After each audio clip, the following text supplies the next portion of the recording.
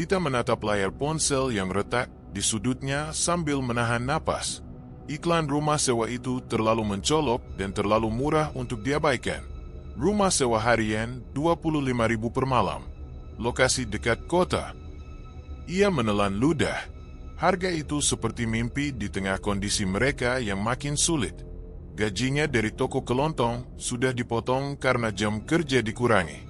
Sementara Rangga baru saja kehilangan pekerjaan serabutan yang biasanya menutupi kebutuhan harian. "Rang, lihat ini," ucap Dita sambil menyodorkan ponsel kepada suaminya. Rangga, yang sedang menghitung sisa uang di dompet yang sudah kosong hampir sepenuhnya, mengangkat kepala. 25.000 per malam? Serius? Serius. Lokasinya cuma 2 kilometer dari sini. Rangga memijat pelipis. Selama 3 minggu terakhir mereka tinggal di kos murah yang sempit, panas, dan sering bocor. Pemilik kos bahkan sudah mulai menagih uang sewa yang telat 2 hari. Mereka tidak punya tempat lain untuk pergi jika diusir nanti malam. "Coba telepon," ujar Rangga akhirnya. "Kalau bisa ditempati hari ini, kita pindah." Dita menekan nomor yang tertera pada iklan. Suara laki-laki tua menjawab dengan ramah, memperkenalkan diri sebagai Pak Ganda. Ketika Dita bertanya apakah rumah itu masih tersedia, jawabannya cepat dan jelas. "Masih. Kalau mau lihat, langsung saja datang. Saya ada di depan rumah." Tanpa banyak pilihan, mereka langsung berkemas. 2 tas pakaian, 1 dus kecil berisi peralatan memasak, dan 1 kipas angin rusak. Itu semua harta yang mereka punya. Rangga menggendong dus, sementara Dita menenteng tas yang tali resletingnya hampir putus. Rumah itu berada di pinggiran kota, masuk ke gang sempit yang hanya bisa dilalui motor. Dari luar, rumah tersebut tampak seperti peninggalan puluhan tahun lalu. Catnya mengelupas, pagar besinya berkarat, dan halaman depan dipenuhi daun kering. Di teras berdiri seorang pria berusia sekitar 60 tahun, rambutnya sebagian memutih. Wajahnya ramah tapi sorot, matanya tajam seperti sedang menilai. "Dita dan Rangga?" "Yah," sambutnya. "Saya Pak Ganda." Rangga mengangguk sambil tersenyum sopan. "Betul, Pak. Kami mau lihat rumahnya dulu." "Silakan. Harga tetap 25.000 per malam. Dibayar harian atau mingguan juga boleh. Tidak ada aturan macam-macam, yang penting jaga kebersihan." Dita saling pandang dengan Rangga. Harga yang terlalu murah biasanya menyembunyikan sesuatu.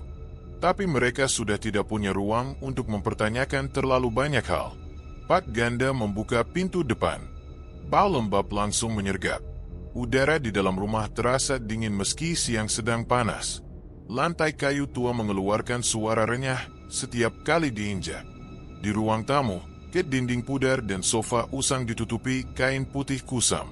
Rumahnya memang sudah lama tidak dipakai, jelas Pak Ganda. Tapi aman kok. Banyak penyewa harian yang tinggal di sini. Dita memperhatikan jendela yang kacanya buram dan kusen kayu yang lapuk. "Boleh lihat kamarnya, Pak?" "Tentu." Mereka memasuki kamar kecil dengan ventilasi kecil di atasnya. Tempat tidurnya sederhana, hanya kasur tipis dan rak plastik di pojok ruangan. Tidak ada kipas, tapi udara dingin entah datang dari mana. Dita mengusap lengan, bulu kuduknya berdiri tanpa alasan jelas. Di sisi lain kamar, ada tangga kayu kecil yang menuju sebuah pintu persegi di langit-langit. Pintu menuju loteng. Kayunya tampak tua, seperti jarang dibuka.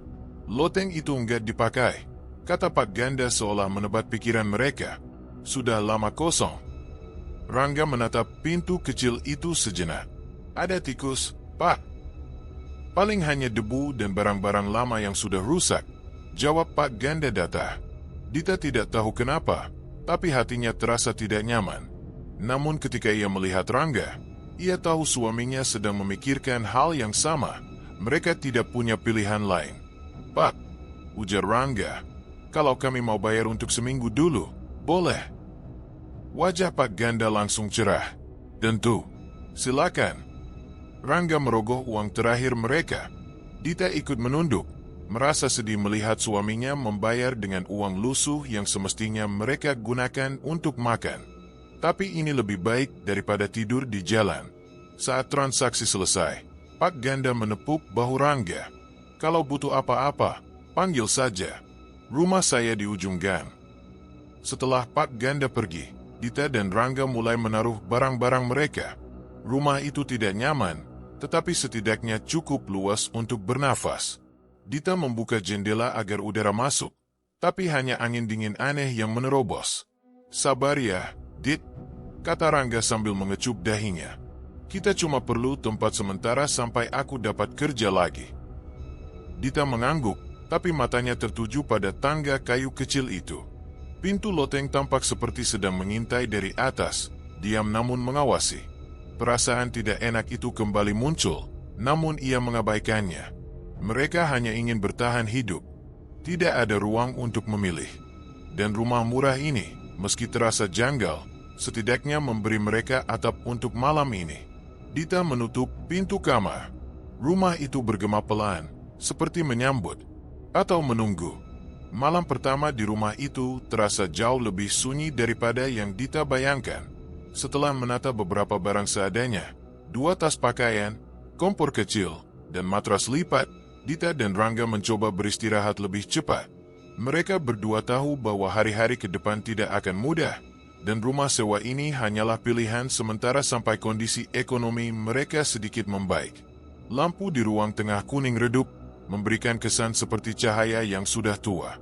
Saat matras mulai terasa nyaman dan udara malam mulai masuk dari celah jendela, Dita memejamkan mata, berharap bisa tidur cepat. Rangga di sampingnya terlihat sangat lelah. Seharian ia bekerja menarik ojek online tanpa istirahat. Besok aku harus bangun pagi-pagi, gumamnya sebelum akhirnya tidur lebih dulu. Dita masih terjaga. Ia bukan tipe orang yang mudah tidur di tempat baru. Setiap suara kecil bisa membuatnya waspada. Pita jendela yang bergerak pelan, atap kayu yang mengembang karena perubahan suhu, atau suara kucing lewat di halaman. Ia mencoba mengabaikan semuanya dan berkonsentrasi bernapas perlahan. Namun beberapa menit kemudian, sebuah suara yang tidak ia kenal membuat bulu kuduknya berdiri. Dita spontan membuka mata. Jantungnya langsung berdetak cepat. Ia memastikan dirinya tidak salah dengar. Ruangan itu sunyi, bahkan terlalu sunyi. Angin dari luar tidak cukup keras untuk membuat suara seperti itu. Ia menoleh ke arah Rangga. Suaminya masih tertidur pulas, napasnya stabil. Tidak mungkin suara itu datang dari Rangga. Dita menarik selimut hingga ke dagu. Ia menunggu, berusaha meyakinkan diri bahwa itu hanyalah suara pikirannya sendiri. Beberapa detik kemudian, suara itu muncul lagi. Kali ini lebih jelas. Dita, kesini. Sumbernya datang dari arah atas. Dari loteng. Dita langsung duduk. Ruang tengah itu tidak punya tangga ke loteng, tapi ada sebuah pintu kayu kecil di langit-langit yang sepertinya bisa dibuka dari atas. Pintu itu sedikit menghitam di bagian pinggirnya, seperti sudah lama tidak dibersihkan. Rangga, bisiknya sambil menyentuh lengan suaminya. Rangga menggeliat, membuka mata setengah. Hawem, kenapa? Ada suara di loteng, kata Dita. Suaranya tergetar. Kayak ada yang manggil namaku. Rangga mengerutkan dahi. Angin kali. Atapnya kan dari kayu. Rumah tua wajar bunyi-bunyi. Ini bukan bunyi kayu. Dita menggeleng cepat. Aku dengar ada yang ngomong. Rangga. Rangga bangun duduk. Meski wajahnya terlihat lelah, ia masih berusaha tegas. Kamu capek. Semalam kita pindahan. Terus kamu dari sore sampai malam bersih-bersih. Wajar halusinasi kalau terlalu banyak pikiran. Tapi aku nggak halusinasi, kata Dita pelan, matanya tak lepas dari pintu loteng. Suara itu manggil namaku. Rangga menatap ke arah yang sama. Pintu kayu itu diam saja, tak bergerak sedikit pun. Tidak ada suara apapun sekarang, seakan rumah itu sengaja menunggu. Aku naik jet, kata Rangga akhirnya. Jangan. Dita langsung memegang tangannya. Kita nggak tahu apa yang ada di atas. Rangga menghela napas, menenangkannya. Aku cuma mau pastiin. Mungkin ada tikus besar atau hewan lain. Rumah tua biasanya banyak begitu. Dita terdiam, hatinya tidak setuju tapi tak bisa memaksa. Ia akhirnya melepaskan tangan Rangga secara perlahan. Rangga berdiri, mengambil senter dari tas kecilnya. Cahaya putih senter itu menyapu langit-langit, lantai, lalu kembali ke arah pintu loteng. Dita mengikutinya dari belakang, jaraknya sangat dekat. Rangga mengetuk pintu loteng dengan gagang senter. "Halo, tak ada orang," gumamnya sambil tersenyum kecil. "Kalau ada, ngomong sekarang. Saya ngantuk." Tidak ada jawaban, tidak ada bunyi, tidak ada apa-apa. Rangga menurunkan tangannya. "Tuh, kan, nggak ada apa-apa." Dita menelan ludah. "Tapi aku dengar, Rangga, jelas banget." Mungkin suara dari luar, pantulan dari rumah belakang, atau tetangga lewat. Rangga mencoba menenangkan. "Kamu coba tidur lagi, ya. Besok kita bangun pagi buat cari kerja tambahan." Meski masih gelisah, Dita berusaha menurut. Mereka kembali ke matras. Lampu dimatikan. Ruangan menjadi gelap kecuali cahaya tipis bulan yang masuk dari jendela. Rangga memejamkan mata lagi dengan cepat, tubuhnya terlalu lelah untuk terjebak dalam ketakutan. Namun Dita masih terjaga. Ia membolak-balik selimut, mencoba mencari posisi paling nyaman. Ketika matanya hampir terpejam, suara itu datang lagi. Kali ini tidak memanggil namanya. Kali ini berupa ketukan. 3 kali. Tepat di atas kepala mereka. Dita langsung menahan napas. Suaranya pelan tapi jelas, seperti seseorang mengetuk lantai dari dalam loteng. "Tot, tot, tot." "Rangga." Dita menyentuh suaminya lagi. Suaranya hanya berupa bisikan sangat pelan. "Kedengeran gak?" Sebelum Rangga sempat menjawab, ketukan itu terdengar lagi. Lebih cepat, lebih keras. "Tot, tot, tot, tot." Seolah ada sesuatu atau seseorang yang ingin turun dari loteng. Rangga akhirnya membuka mata. Tidak ada lagi senyum menenangkan di wajahnya. "Yah, aku dengar," katanya pelan, wajahnya tegang. Mereka hanya bisa saling menatap dalam gelap. Malam pertama di rumah sewa itu belum apa-apa. Dan sesuatu di loteng baru saja menyapa mereka. Pagi itu, udara di halaman rumah sewa terasa lebih dingin dari biasanya. Dita keluar lebih dulu, berharap udara segar bisa menenangkan perasaan gelisah yang tersisa. Ia tidak tidur nyenyak semalam, tapi ia tidak ingin terlihat terlalu ketakutan di depan Rangga. Suaminya sudah berada di teras, merapikan sepatu sambil memeriksa ponselnya. Wajahnya tampak letih, tapi ia tetap berusaha biasa saja. "Kalau ada apa-apa di rumah ini, kita cari tempat lain," kata Rangga pelan, tanpa menatapnya. "Tapi sekarang kita bertahan dulu, ya? Kita belum punya opsi lain." Dita mengangguk. Ia tahu Rangga sedang berusaha keras, dan ia tidak ingin menambah beban. Di saat itulah terdengar suara langkah kecil dari arah pagar samping.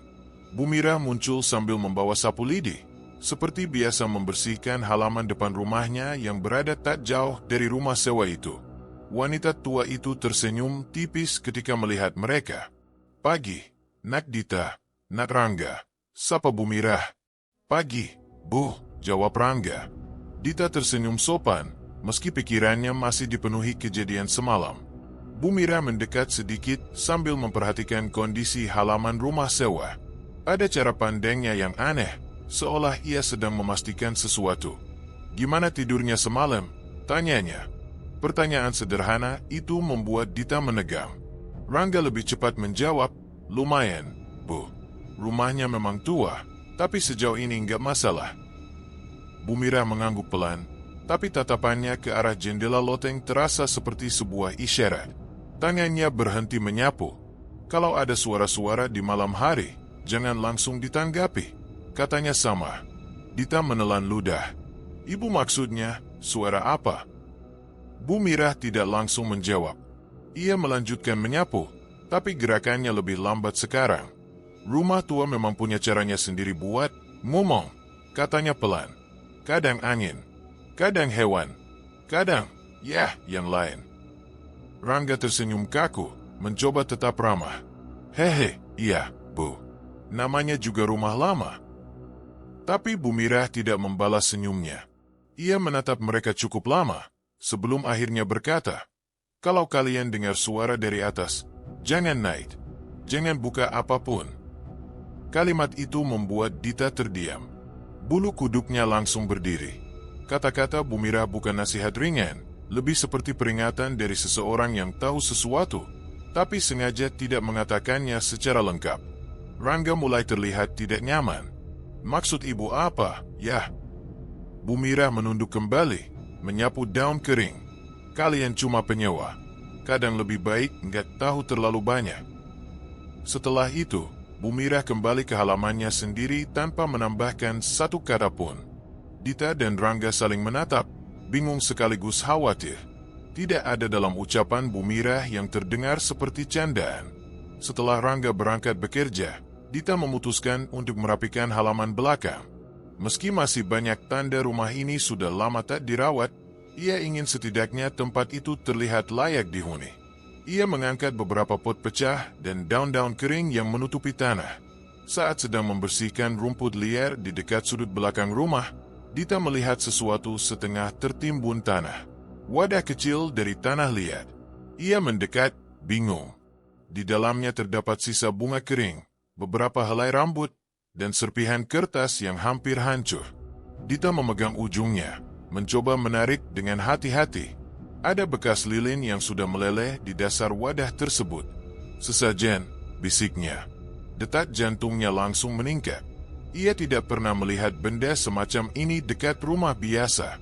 Ada sesuatu yang tidak wajar. Ia melihat ke sekeliling. Tidak ada siapa-siapa.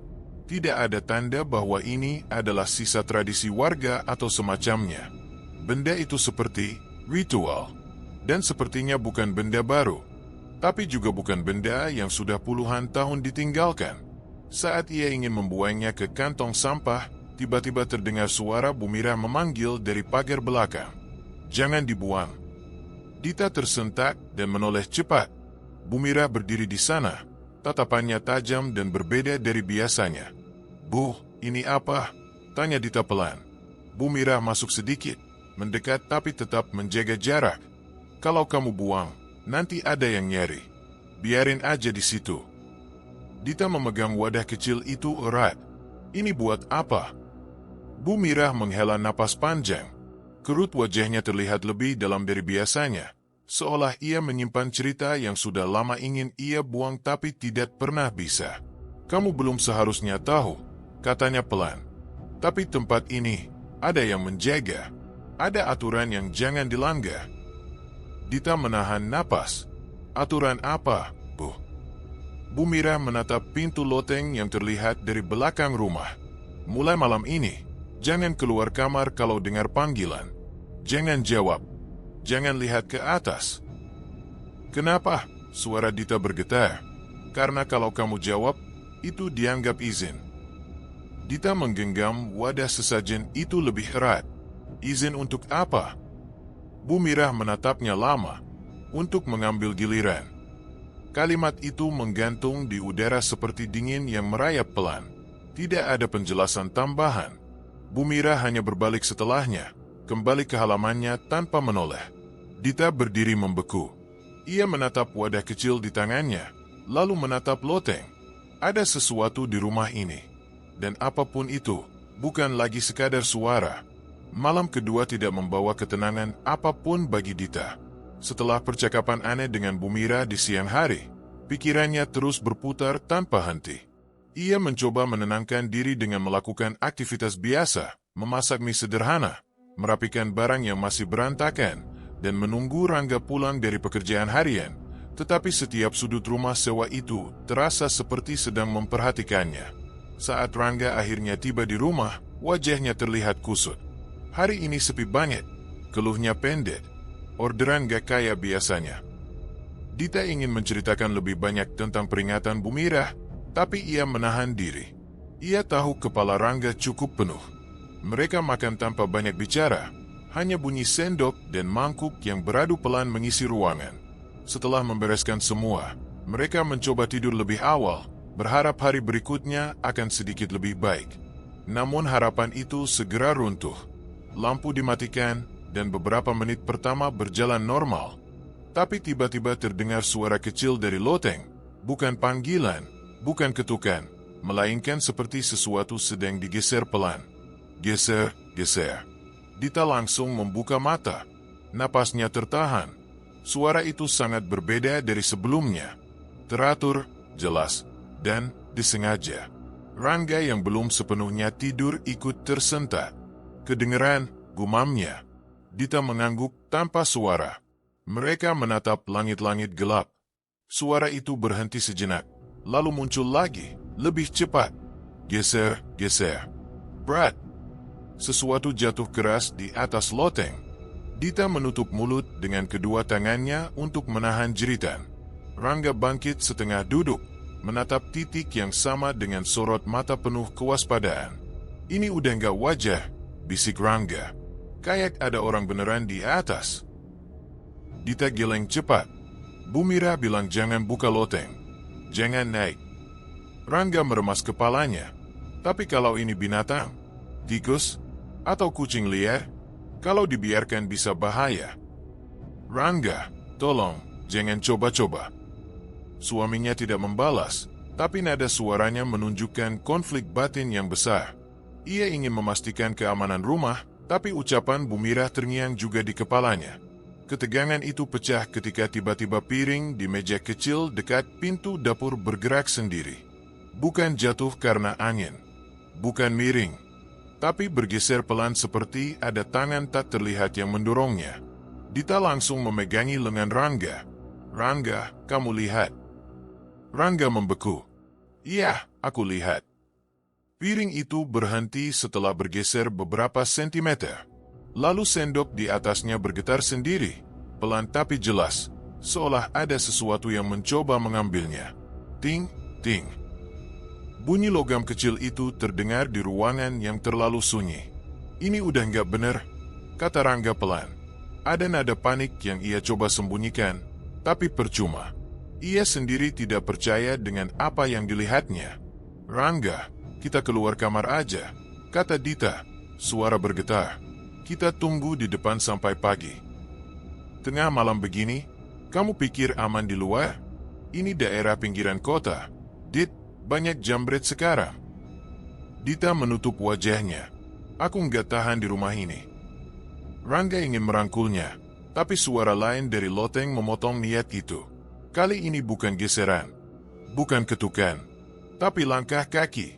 Pelan, teratur. Tet, tet, tet. Berjalan tepat di atas ruangan tempat mereka tidur. Dita memucat. Rangga terdiam. Seseorang lagi jalan, bisik Dita, hampir tidak terdengar. Rangga menarik napas panjang, mencoba menguatkan diri. Rumah tua memang suka bunyi. Kayunya memuai. Rangga, kata Dita tajam, kayu memuai itu bunyinya, tek, kret, bukan langkah kaki yang rapi. Rangga menunduk. Ia tidak punya jawaban. Dan mungkin karena tekanan yang menumpuk sejak mereka pindah, pertengkaran kecil pun akhirnya meledak. Kamu dari tadi panik terus, ujar Rangga. Kita harus tetap tenang. Kalau semua dianggap mistis, kita nggak bakal bisa hidup di sini. Jadi kamu pikir aku lebay? Kamu sendiri lihat sendok itu bergerak, balas Dita. Matanya mulai berkaca-kaca. Aku tahu. Rangga meninggikan suara, lalu menyesal seketika. Aku nggak tahu harus ngapain. Dit, kita terjepit. Kita nggak punya pilihan buat pindah sekarang. Dita terdiam. Air mata jatuh tanpa ia sadari. Di tengah pertengkaran itu, lampu ruang tengah tiba-tiba berkedip. 1 kali, 2 kali, lalu mati total selama beberapa detik. Hening, gelap. Suara langkah dari loteng berhenti. Saat lampu menyala kembali, matras mereka bergeser sekitar 10 cm dari posisi sebelumnya. Bukan karena mereka, bukan karena gempa, bukan karena angin. Matras itu bergerak sendiri. Dita menjerit kecil. Rangga spontan memeluknya. Oke, kata Rangga akhirnya, napasnya berat. Ini rumah, kayak hidup. Lebih tepatnya, seperti ada sesuatu yang tinggal di dalamnya. Sesuatu yang tidak ingin mereka ada di sana. Malam itu mereka tidak tidur lagi. Rangga duduk bersandar di dinding, memeluk Dita erat, sementara Dita terus menatap langit-langit seolah sesuatu akan muncul kapan saja. Rumah itu tidak lagi terasa seperti tempat tinggal murah dan tua, melainkan seperti tubuh besar yang bernapas, mengawasi, dan berjalan di atas kepala mereka. Malam kedua baru separuh jalan, dan gangguan baru saja dimulai. Pagi itu, setelah malam yang dipenuhi gangguan, Dita bangun dengan tubuh yang terasa berat. Mata Rangga tampak merah karena ia hampir tidak tidur. Sinar matahari memasuki rumah tua itu, namun cahaya hangat pagi tidak cukup untuk menghapus perasaan tidak nyaman yang masih menggantung. Rangga berangkat bekerja lebih cepat dari biasanya. Ia butuh udara, butuh jarak dari rumah yang membuatnya terus waspada. Dita membiarkannya pergi tanpa banyak bicara. Mereka berdua butuh waktu untuk menenangkan diri masing-masing. Setelah membersihkan perlengkapan makan, Dita duduk di teras, berharap angin pagi bisa membantu menormalkan pikirannya. Tak lama kemudian, Bu Mirah muncul dari arah halaman rumahnya. Perempuan tua itu membawa kantong kecil berisi sayur. Wajahnya terlihat muram, seolah ia sudah tahu apa yang terjadi semalam. "Kamu kelihatan pucat, Dit," ucap Bu Mirah sambil mendekat pelan. "Semalam ada yang lewat?" Dita tidak langsung menjawab, tapi matanya saja cukup untuk memberi petunjuk. Bu Mirah menarik napas panjang. "Sudah kuduga. Rumah itu memang tidak pernah diam kalau ada penyewa baru." Dita menggigit bibir. "Bu, sebenarnya ada apa dengan rumah ini? Saya nggak bisa tidur kalau nggak tahu." Bu Mirah menatapnya lama, seolah sedang menimbang apakah Dita siap mendengar semuanya. "Kamu yakin mau tahu?" tanyanya. Dita mengangguk mantap. "Saya harus tahu." Bu Mirah akhirnya duduk di kursi kayu di teras, menaruh kantong sayur di pangkuannya. Ia menatap rumah sewa itu dengan cara yang membuat Dita merinding, seperti seseorang yang sedang melihat tempat penuh kenangan buruk. Rumah itu dibangun lebih dari 30 tahun lalu. Bu Mirah mulai bercerita. Dulu pemiliknya bukan Pak Ganda, tapi seorang laki-laki bernama Darmin. Dita mengerutkan kening. "Darmin?" "Iya," jawab Bu Mirah. "Dia tinggal di rumah itu bersama istrinya. Orangnya pendiam, tapi istrinya periang dan ramah. Mereka awalnya pasangan biasa saja, hidup pas-pasan, seperti banyak orang di sini. Tapi suatu hari, hidup mereka berubah drastis." "Berubah bagaimana, Bu?" Darmin tiba-tiba kaya. Bu Mirah menatap lurus ke depan.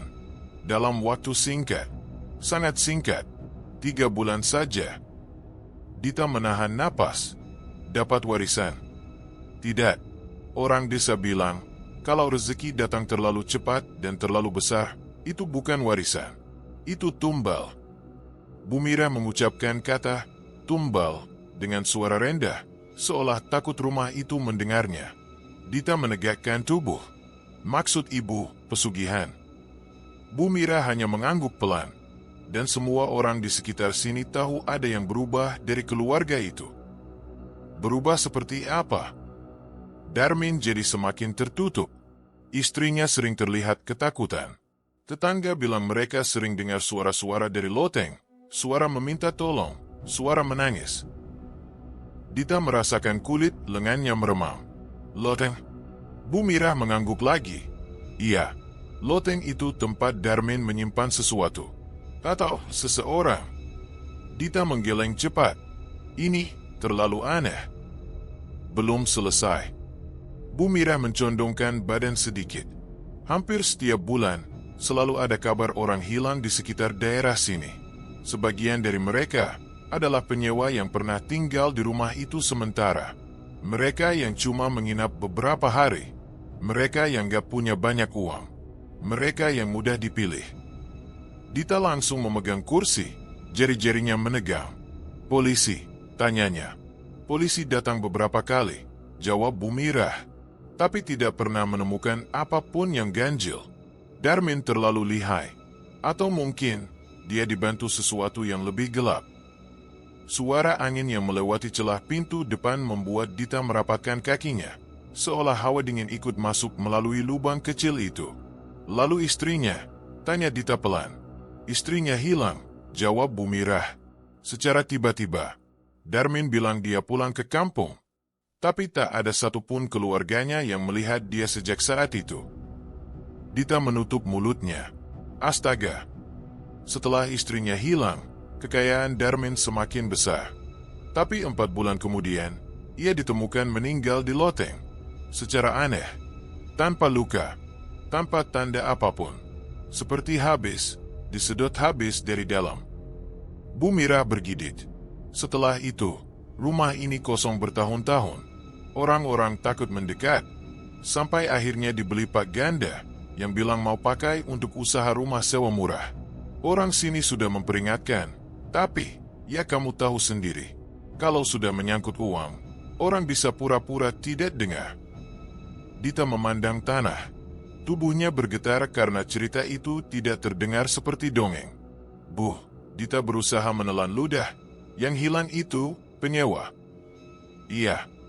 Bu Mirah menatapnya serius. Dan rumah itu selalu memilih penyewa yang miskin. Yang butuh tempat tinggal cepat. Yang tidak akan dicari banyak orang kalau menghilang. Dita teringat harga sewa mereka. Terlalu murah. Terlalu mudah. Hanya 25.000 per malam. Seolah rumah itu sedang memancing.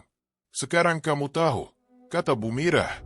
Dan kamu harus semakin hati-hati, karena rumah itu tidak pernah berhenti. Ritualnya tidak pernah benar-benar berakhir. Selama ada yang menginap, selama ada nama baru, rumah itu akan hidup. Maksud ibu, gangguan kemarin. Baru permulaan, potong Bu Mirah. Kamu dan Rangga sekarang sudah masuk daftar. Dan rumah itu akan terus memanggil sampai ada yang menjawab. Dita memeluk dirinya sendiri. Peringatan itu bukan ancaman, tapi kenyataan yang perlahan membentuk lingkaran di kepalanya. Saya harus gimana, Bu? Suara Dita hampir pecah. Bu Mirah menghela napas panjang. Kalian harus kuat. Jangan pernah jawab suara apapun dari atas. Jangan pernah buka loteng. Dan kalau rumah mulai meminta lebih, ia berhenti sejenak. Kalian harus pergi sebelum terlambat. Dita menatap rumah tua itu dengan pandangan baru, bukan sekadar bangunan murah tempat mereka tinggal sementara, tapi sebuah tempat yang memiliki sejarah gelap, ritual, dan mungkin kehendak sendiri. Dan sekarang, rumah itu sedang mengamati mereka. Malam ketiga mereka di rumah itu datang lebih cepat dari yang Dita harapkan.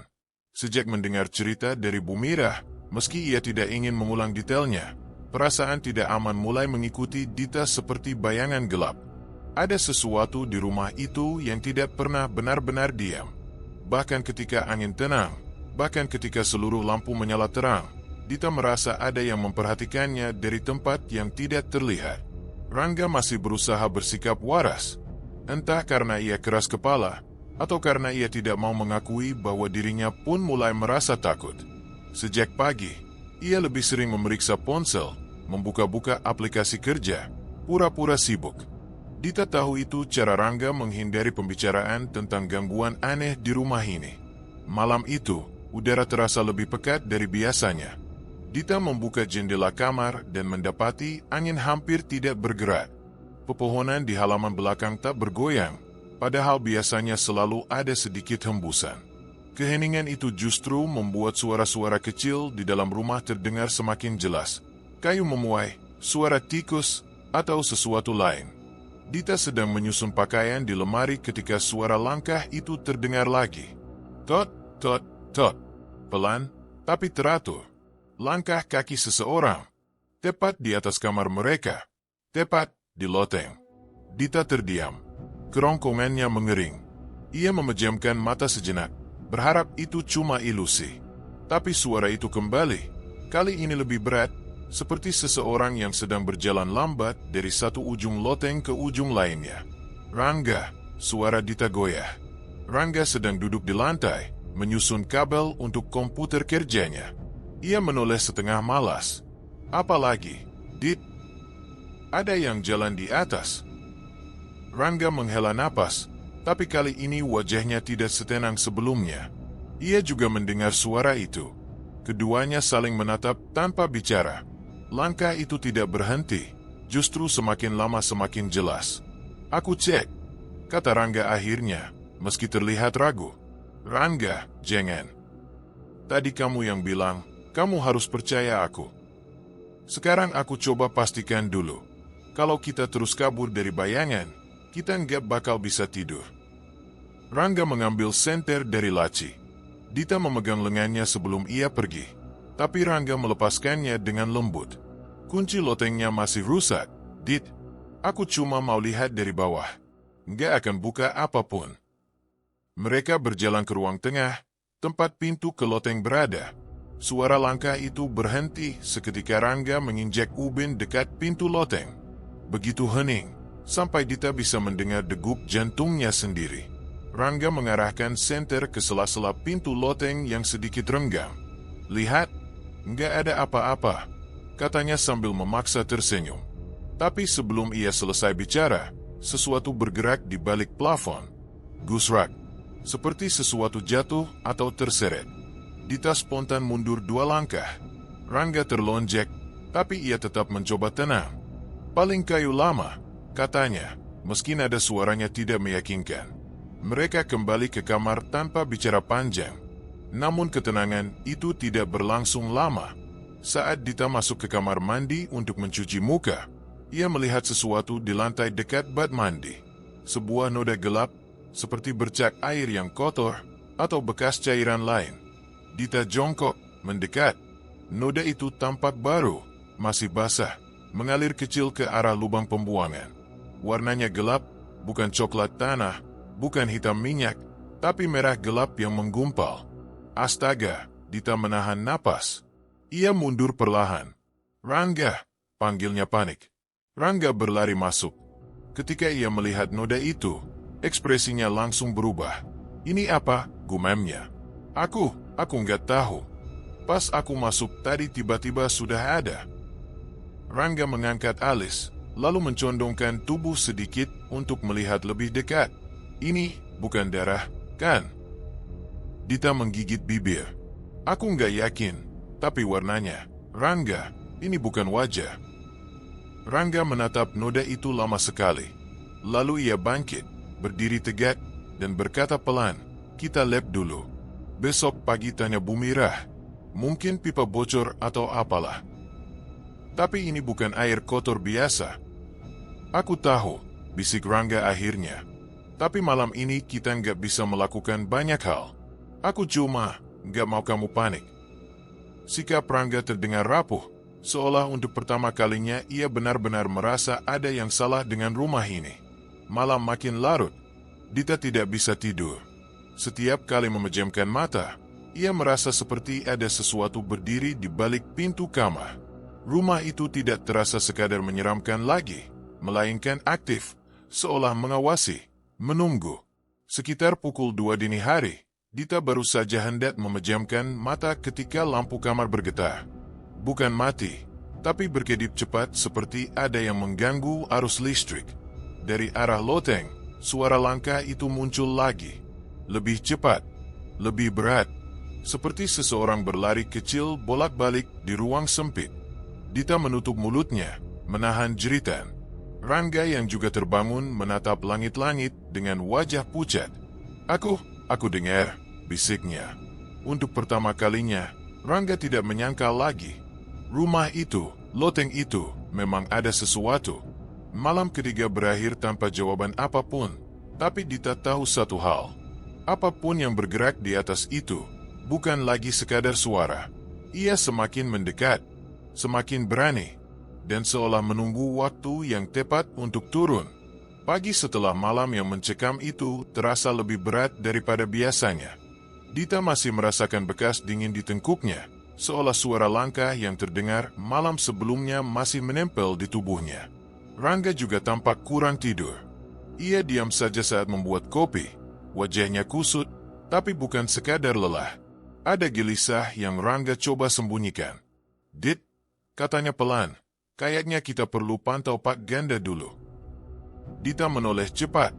Maksud kamu, kenapa lagi? Rangga menyandarkan sendok ke meja. Dia pemilik rumah ini. Dan, aku nggak tahu kenapa, Tapi tiba-tiba aku ngerasa ada banyak hal yang dia sembunyiin.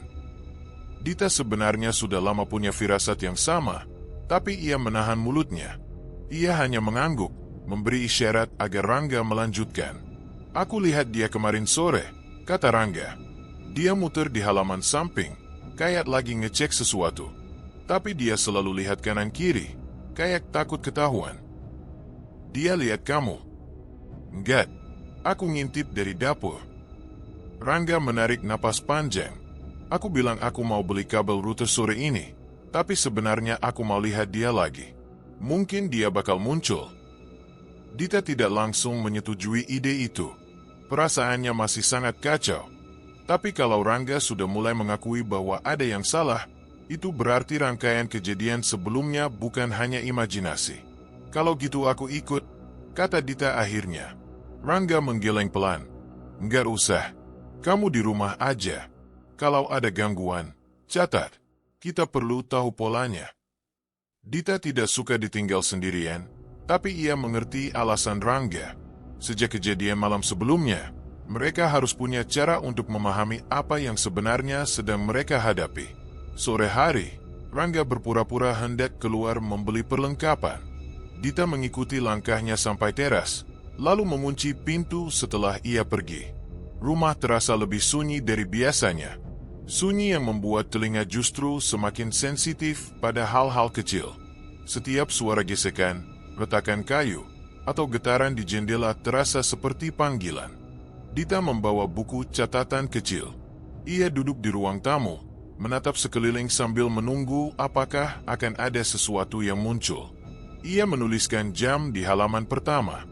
Pukul 17.22, rumah tenang. Tidak ada suara. 5 menit kemudian, ia mendengar derit halus dari arah dapur. Bukan langkah, bukan hantaman, lebih seperti kursi yang bergeser sangat sedikit. Ia menelan ludah, lalu menatap ke arah dapur dari kejauhan. Tidak ada yang berubah. Dita menulis lagi. Pukul 17.27, suara seperti gesekan kursi, tapi tidak ada pergerakan terlihat. Tidak ada hewan. Ia memaksa dirinya tetap duduk, tidak berlari atau sembunyi. Gangguan itu masih terjadi, tapi terasa berbeda dari malam sebelumnya. Lebih pelan, lebih seperti sesuatu yang sedang memerhatikan daripada mencoba menarik perhatian. Meski takut, Dita sadar catatan ini penting.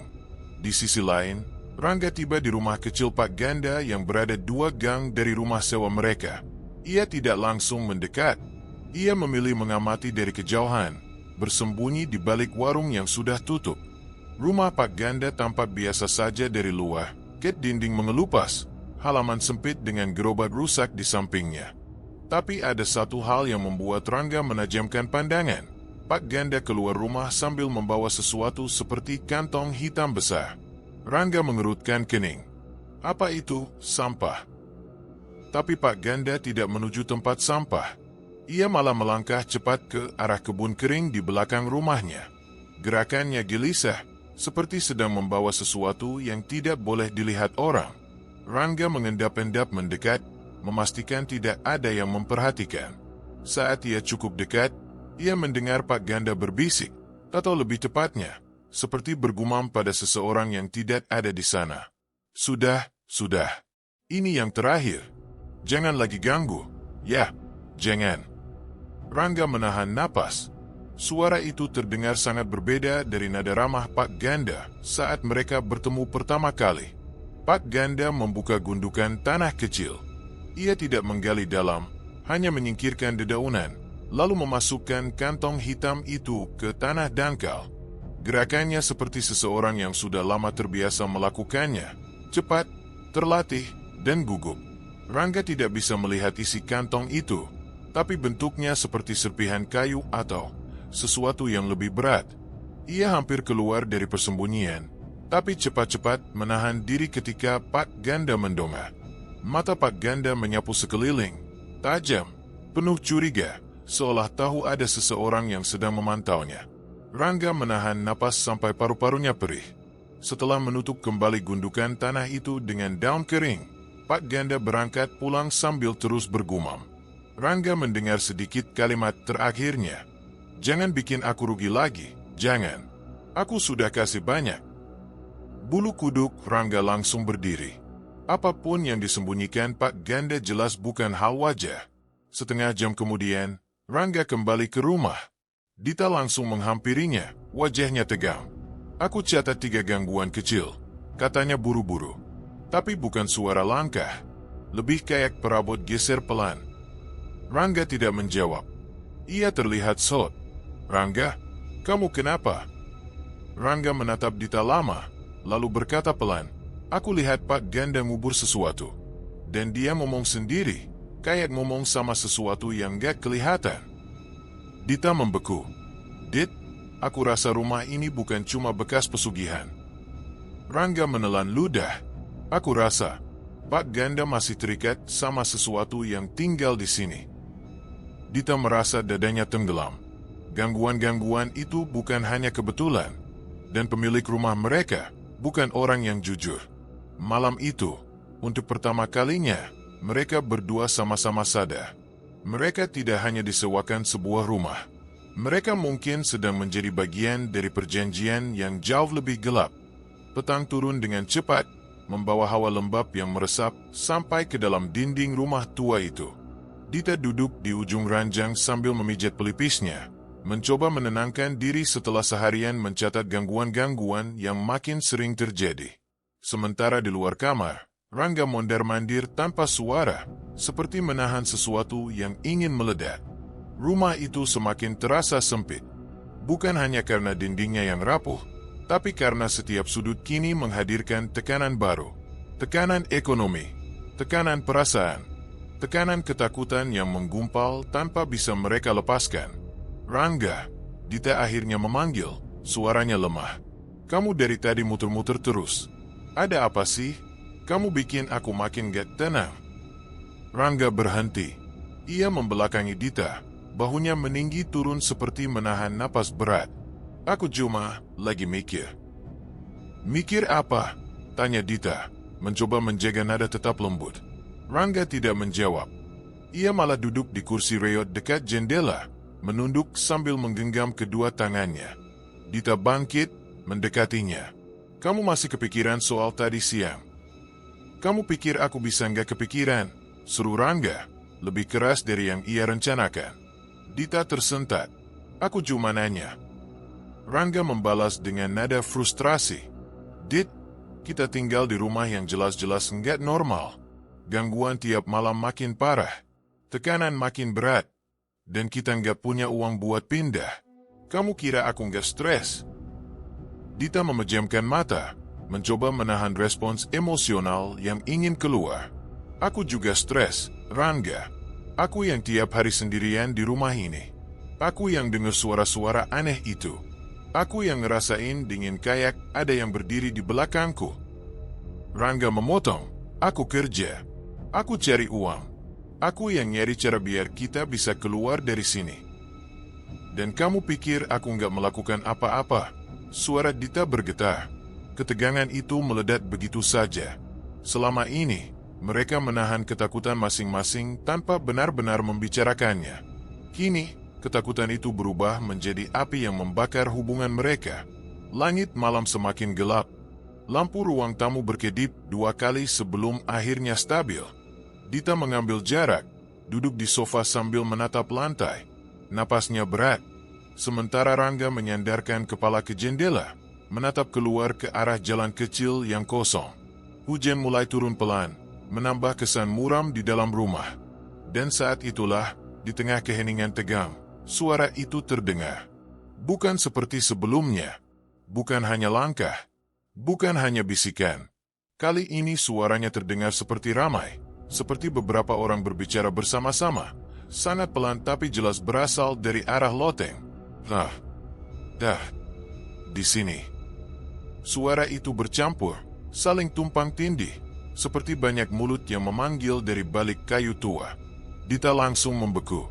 Rangga, kamu denger nggak? Rangga yang tadi masih menahan emosi, kini perlahan berdiri. Wajahnya memucat. Itu bukan angin, Dit. Mereka saling tatap, ketakutan menghapus sisa kemarahan. Satu-satunya hal yang tidak bisa mereka bantah lagi. Ada sesuatu di loteng. Bukan satu, banyak. Dita menggenggam ujung bajunya, berusaha menjaga suaranya tetap stabil. Kita harus pergi dari rumah ini, Rangga. Aku nggak peduli gimana caranya. Aku nggak mau lagi dengar suara itu. Rangga menggosok wajahnya dengan telapak tangan. Kita mau pergi kemana? Uang tabungan tinggal berapa? Mau tidur di jalan? Lebih baik tidur di jalan daripada di sini. Dita balas, matanya memerah. Rangga menatapnya dengan putus asa. Aku ngerti kamu takut. Aku juga takut. Tapi kalau kita keluar tanpa rencana, kamu pikir kita bisa bertahan? Aku nggak mau kamu sakit atau kelaparan di luar. Dita menjawab pelan. Aku lebih takut mati di rumah ini, Rangga. Keduanya terdiam lama. Hujan kian deras. Suara dari loteng merayap, seperti bisikan orang yang mendekatkan mulut ke telinga mereka. Tinggal di sini. Jangan pergi. Dita menahan air mata. Rangga, suara itu manggil kamu. Rangga tidak membantah. Tubuhnya jelas bergetar. Ketegangan emosional membuat mereka akhirnya duduk berhadapan, mencoba bicara lebih jernih meski kondisi rumah terus memberi tekanan. Rangga, katanya lembut, aku nggak nyalahin kamu. Aku tahu kamu kerja keras. Tapi aku takut banget. Kita nggak bisa pura-pura kuat. Rangga menunduk. Aku juga nggak bermaksud marah tadi. Aku cuma nggak tahu harus ngapain. Untuk pertama kalinya sejak tinggal di rumah itu, mereka benar-benar jujur tentang ketakutan masing-masing. Horor yang mereka alami tidak hanya mengganggu fisik mereka, tapi juga perlahan merusak hubungan mereka. Dita menyeka matanya. Kalau kita nggak bisa pindah, setidaknya kita harus cari tahu apa maunya suara itu. Kita nggak bisa cuma diam dan nunggu. Rangga menatapnya. Ada keberanian kecil yang muncul di balik takutnya. Kamu mau kita hadapi? Aku mau kita bertahan, jawab Dita. Di luar, petir menyambar. Lampu berkedip lagi, kali ini lebih lama. Dan dari loteng, suara itu berhenti tiba-tiba. Digantikan hentakan keras seperti seseorang atau sesuatu yang menjatuhkan tubuhnya di lantai kayu. Dum. Dita memekik kecil. Rangga refleks memegang bahunya. Rumah itu kini bukan hanya tempat mereka bertengkar. Rumah itu ikut menekan, menyesakkan, seolah menikmati retaknya hubungan mereka. Dan malam itu, keduanya tahu, kalau mereka tidak bersatu, rumah ini akan menghancurkan mereka dari dalam. Malam turun dengan cepat, dan udara di dalam rumah sewa itu terasa lebih berat dari biasanya. Seolah ada sesuatu yang memenuhi setiap sudut ruang, sesuatu yang tak terlihat namun menekan dada mereka pelan-pelan.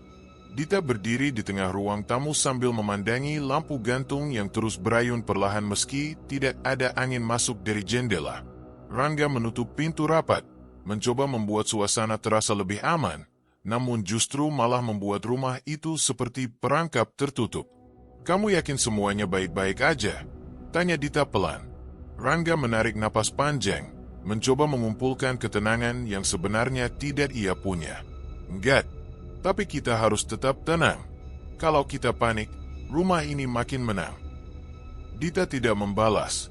Ia tahu Rangga berusaha menjaga mereka tetap berpikir jernih, tapi malam ini berbeda. Ada sesuatu di udara yang membuat bulu kuduk berdiri. Sesuatu yang tidak muncul sebelumnya. Lampu tiba-tiba berkedip sekali. Kemudian 2 kali, lalu mati selama beberapa detik sebelum menyala kembali, membuat ruangan seakan berpindah dari terang ke gelap dalam hitungan detik seperti adegan lompat waktu. Rangga, suara Dita berubah tipis. Aku tahu, jawab Rangga cepat. Ia memerhatikan lampu itu dengan tatapan waspada, seolah menunggu sesuatu yang lain akan terjadi. Sekejap setelah lampu kembali stabil, telepon rumah yang ada di sudut ruangan berbunyi keras, padahal telepon itu sudah lama mereka lepas kabelnya. Bahkan kabelnya masih menggantung terputus di dinding. Dita menjerit kecil dan menutup mulutnya dengan tangan. Itu nggak mungkin. Telepon itu nggak nyala, Rangga. Rangga langsung mendekati telepon itu, tapi tidak berani mengangkatnya. Nada deringnya melengking panjang, seperti suara yang dipaksa keluar dari sesuatu yang tidak seharusnya hidup. Telepon itu bergetar sedikit di atas meja kecilnya, membuat debu-debu lama jatuh berhamburan. Akhirnya, tanpa pikir panjang, Rangga menekan tombol pada badan telepon, yang bahkan sudah tidak berfungsi, hanya untuk menghentikannya. Anehnya, nada dering berhenti seketika. Tapi tepat ketika berhenti, suara lain muncul dari arah loteng. 3 ketukan keras. Bukan seperti benda jatuh. Bukan seperti hewan yang berlari. Ini lebih mirip seseorang yang mengetuk dari dalam dinding kayu. Tot, tot, tot. Dita memegang lengan Rangga. Itu baru pertama kali kita dengar ketukan kayak gitu. Rangga mengangguk pelan. Iya, ini bukan suara langkah. Bukan bisikan. Ini seperti kode. Suasana rumah berubah semakin agresif. Setiap sudut terasa seperti mata yang menatap mereka, mengikuti gerakan tubuh mereka dari satu ruangan ke ruangan lain. Udara yang tadinya lembab kini berubah jadi dingin seperti ruangan kosong yang lama ditinggalkan. Lampu berkedip lagi, kali ini lebih cepat. Dita mundur beberapa langkah, memegangi dadanya. Rangga, aku nggak tahan kalau lampu terus begini. Tenang, kita bisa pindah ke kamar dulu. Biar lampu sini mati sekalian. Tapi sebelum mereka sempat bergerak, telepon yang tadi sudah berhenti kembali berdering. Nada deringnya berbeda kali ini, lebih cepat, lebih keras, seakan memaksa mereka mendengarnya. Dita menutup telinga. Udah angkat aja, Rangga. Aku nggak kuat. Aku takut kalau aku angkat, jawab Rangga. Tapi ia tetap mendekati telepon itu. Setelah ragu beberapa detik, ia akhirnya mengangkat gagang telepon yang bahkan tidak terhubung kemanapun. Di sisi lain, tidak ada suara manusia, tidak ada status, tidak ada sinyal. Hanya tarikan napas panjang. Nap, nap, nap. Sangat lambat, seolah dilontarkan dari rongga dada yang kosong. Rangga menelan ludah, tangannya ikut bergetar. Ia hampir menutup telepon ketika suara itu berubah menjadi bisikan pelan. Suara serak yang seperti menyentuh langsung bagian belakang tengkoraknya. Sudah dekat. Rangga langsung melempar gagang telepon itu ke meja. Dita mundur, tubuhnya melemas. Apa yang dia bilang? Suara Dita hampir tak terdengar. Rangga menggeleng dengan wajah ketakutan. Aku nggak tahu. Tapi suaranya jelas. Itu bukan suara orang biasa. Belum sempat mereka pulih, ketukan dari loteng kembali terdengar. Kali ini lebih keras, seolah sesuatu mencoba keluar dari balik papan. Dum, dum, dum. Dinding di dekat tangga loteng bergetar pelan. Debu turun dari celah-celah kayu, membuat Dita bersin kecil meski rasa takut menahan seluruh tubuhnya. Rangga, rumah ini kayak lagi marah. Dita memegang tangannya. Rangga tidak menyangkal. Iya, seolah ada yang tahu kita mau kabur. Atau tahu kita mulai curiga. Suara ketukan berhenti seketika. Sunyi yang tersisa justru terasa lebih buruk, seperti seseorang yang baru saja menahan napas di balik dinding. Rangga menatap pintu loteng itu lama. Kita harus ke kamar. Kita kunci pintu. Kita tunggu sampai pagi. Tapi lagi-lagi rumah itu menolak keinginan mereka. Saat mereka berbalik hendak menuju kamar, lampu gantung bergerak keras. Ayunannya lebih lebar dari sebelumnya, lalu pecah dengan suara letusan kecil. Cahaya padam total, hanya gelap yang menyelimuti mereka. Dan dari arah loteng, bersamaan dengan runtuhan debu, terdengar suara seperti seseorang menyeret tubuh di lantai kayu. Perlahan, sangat perlahan, mendekat ke arah tangga. Rumah tua itu tidak lagi sekadar mengganggu. Malam ini, rumah itu hidup. Dan rumah itu lapar. Malam itu, rumah terasa lebih dingin dari biasanya. Bukan dingin biasa, tetapi dingin yang seperti merayap dari lantai hingga ke tulang. Dita duduk di ujung ranjang sambil memeluk lututnya, mencoba menenangkan napas. Rangga sudah tertidur di sofa ruang depan, kelelahan setelah 2 hari tak bisa istirahat. Di luar, angin malam membuat genteng bergetar pelan, namun bukan itu yang membuat Dita menggigil. Ada sesuatu yang memanggil. Ia sudah merasakan sejak sore tadi. Tetapi malam ini suara itu menjadi semakin jelas. Seperti bisikan lembut, putus-putus, namun penuh keputusasaan. Berasal dari arah dapur, atau kamar mandi, atau mungkin dinding itu sendiri. Pelan-pelan, Dita bangkit. Suara itu muncul lagi. Tolong. Dita terpaku. Suaranya lirih, seperti seseorang yang sudah lama tidak minum. Tubuhnya menegang, namun anehnya ia tidak berteriak. Ada sesuatu dalam suara itu, suatu rasa sedih yang dalam, yang membuatnya tidak bisa bergerak. Tolong aku. Suaranya lebih jelas. Kali ini berasal dari lemari piring. Perlahan, Dita melangkah ke dapur. Cahaya dari ruang depan hanya menyorot sebagian. Sisanya gelap, menciptakan bayangan-bayangan yang bergerak seolah bernapas. Lemari piring sedikit terbuka, meski ia yakin betul tadi pagi ia menutupnya rapat. Napasnya tercekat ketika suara itu muncul lagi. Jangan tinggal di sini. Dita menutup mulut dengan kedua tangan. Ia merasakan bulu kuduknya berdiri semua. Suara itu bukan hanya sayup, jelas, seperti seseorang berbicara dari balik pintu lemari. Namun sebelum Dita bisa menjawab apapun, suara lain menyusul.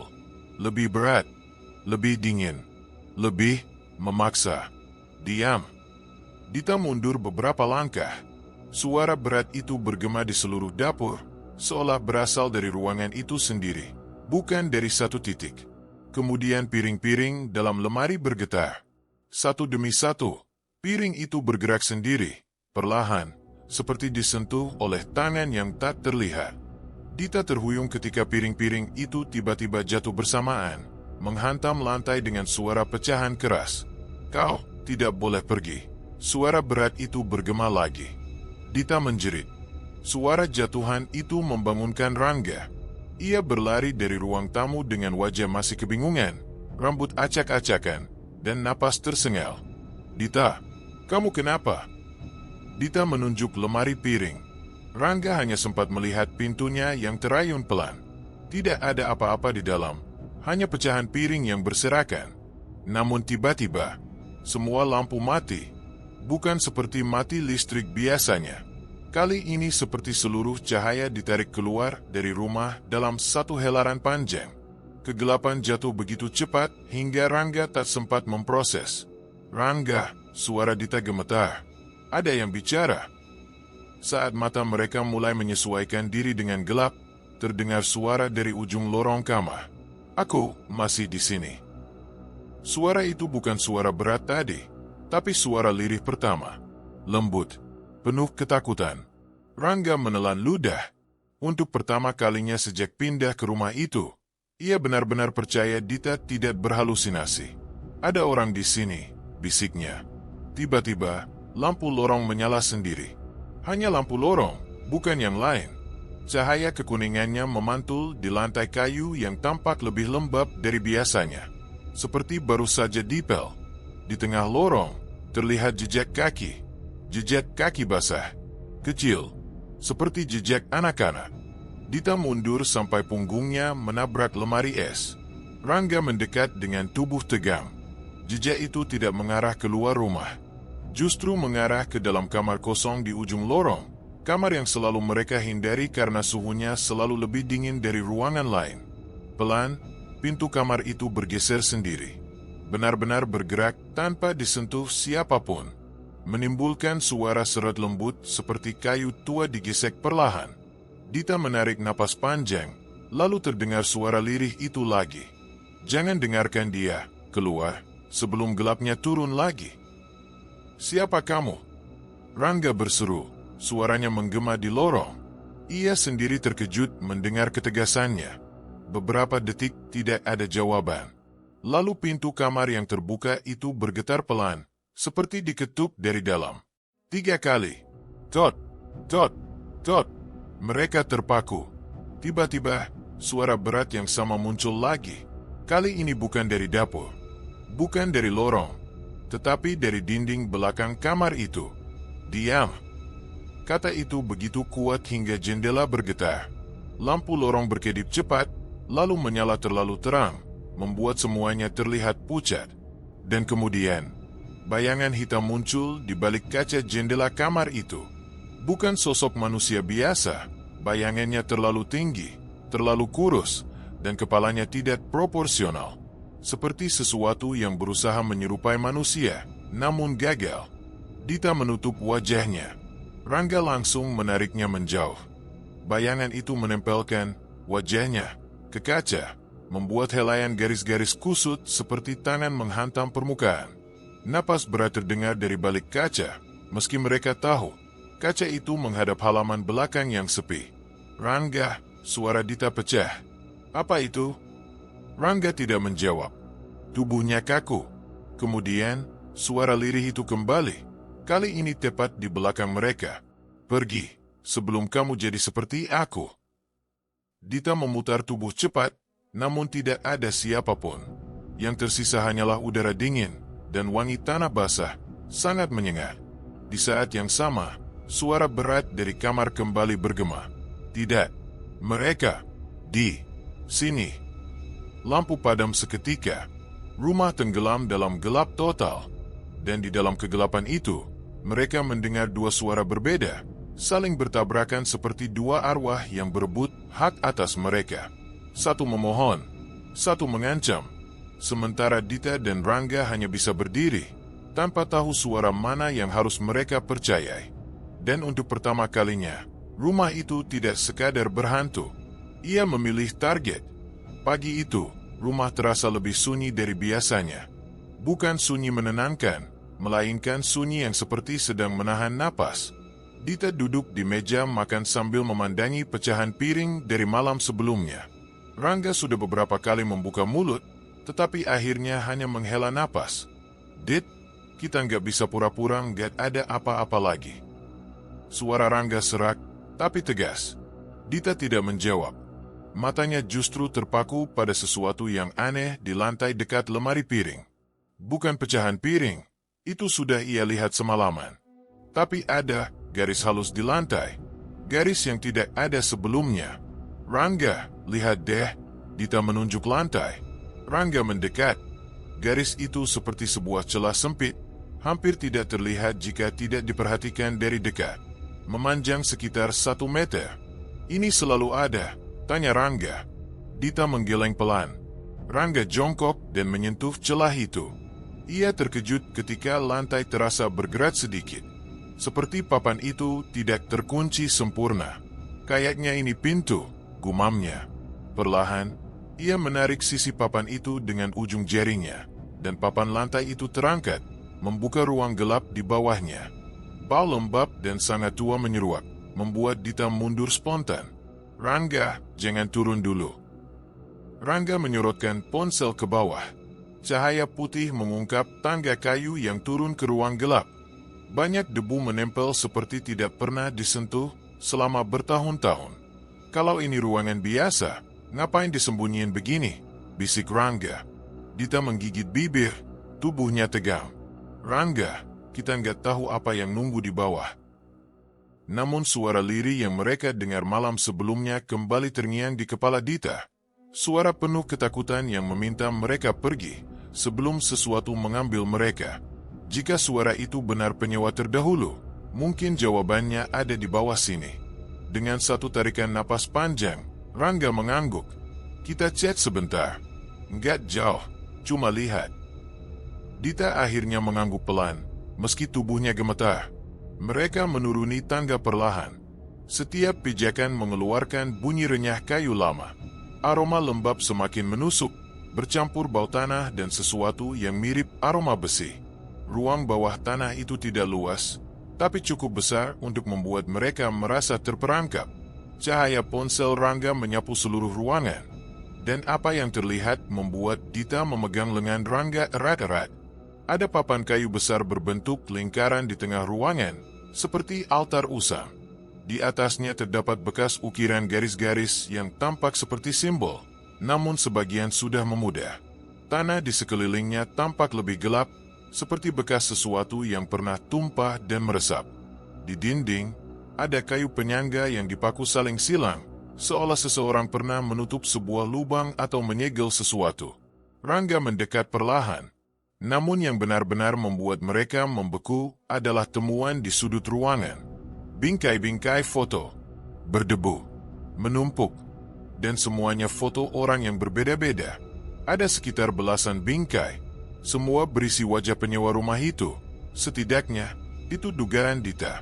Wajah-wajah itu tampak normal, tersenyum, beberapa foto bergaya selfie. Tetapi yang membuat jantung Dita serasa berhenti adalah satu hal. Di setiap foto, bagian mata orang itu dicoret dengan tinta hitam. Dit, suara Rangga tercekat. Ini, mereka semua. Dita mendekat. Jari-jarinya gemetar saat menyentuh salah satu bingkai. Di belakang foto itu tertulis tanggal. Tanggal hilangnya penyewa yang diceritakan Bu Mira. Ini nyata, Rangga. Dita berbisik. Suaranya hampir hilang. Semua orang yang hilang itu ada di sini. Rangga mengambil bingkai lain. Di belakangnya tertulis tulisan tangan. Sudah diterima. Rangga langsung merinding dari ujung rambut sampai kaki. Ia menurunkan bingkai itu cepat-cepat. Dita, katanya dengan napas sulit. Ini bukan cuma ruangan rahasia. Ini ruangan ritual. Dita menelan ludah. Matanya terus bergerak mengikuti simbol-simbol yang terukir di lantai kayu. Tiba-tiba, sesuatu mengenai kaki Dita. Ia terlonjak dan mundur. Sebuah gulungan kain jatuh dari rak kayu kecil. Rangga mengambilnya dan membukanya. Di dalamnya terdapat buku catatan lusuh. Halamannya penuh tulisan tangan. Banyak yang tidak bisa dibaca, tapi beberapa baris masih terlihat jelas. Pengganti harus datang sendiri. Jangan biarkan mereka pergi. Satu tubuh, satu keberuntungan. Ruang ini harus tetap diberi isi. Pemilik baru harus menjaga siklus. Dita memandang Rangga, wajahnya pucat. Rangga, itu artinya apa? Rangga tidak menjawab. Ia menatap papan altar di lantai. Di sela-sela kayu ada serpihan yang tampak seperti ujung kain atau rambut. Dan saat ia menyinari lebih dekat, terlihat jelas. Itu rambut terjepit di sela papan. Dita hampir muntah. Udah, kita naik sekarang. Rangga menarik tangan Dita. Tapi sebelum mereka naik, lampu ponsel Rangga tiba-tiba mati. Bukan kehabisan baterai, ponselnya masih menyala. Tapi cahaya mati begitu saja. Kegelapan menelan mereka total. Di tengah kegelapan itu, terdengar suara dari balik dinding. Tot, satu ketukan. Seperti seseorang mengetuk dari sisi lain dinding yang disegel kayu. Kemudian suara lirih yang mereka dengar malam itu muncul lagi. Pergi, sebelum terlambat. Dita mencengkeram tangan Rangga. Namun suara itu tiba-tiba terputus oleh suara lain. Suara berat yang pernah memerintahkan, diam. Kali ini, suaranya lebih dekat, lebih jelas, dan terdengar dari arah altar. Kalian sudah terpilih. Tanah di bawah kaki mereka bergetar halus.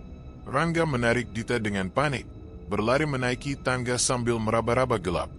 Tangga berderit keras seakan-akan patah. Saat mereka mencapai lantai dapur dan menutup pintu rahasia itu, suara ketukan dari bawah bergema lagi, lebih keras. Tot, tot, tot. Dita menahan napas. Rangga menutup celah pintu itu dengan menindihnya kursi dan barang-barang berat. Rumah kembali sunyi. Tapi kini keduanya tahu, mereka bukan hanya menempati rumah berhantu.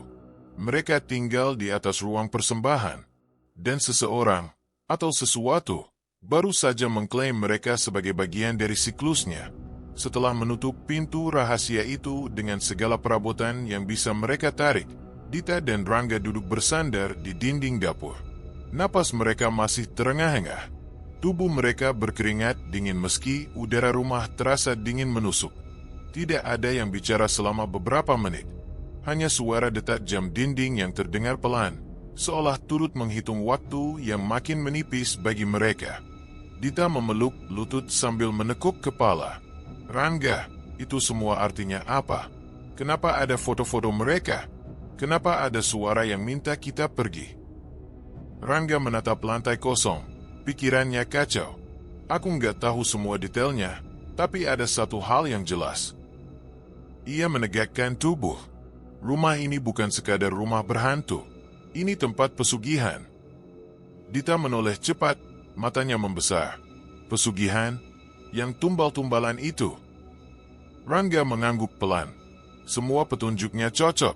Dit, dari cerita Bumirah tentang orang-orang yang hilang, perilaku Pak Ganda yang aneh, sampai suara-suara itu.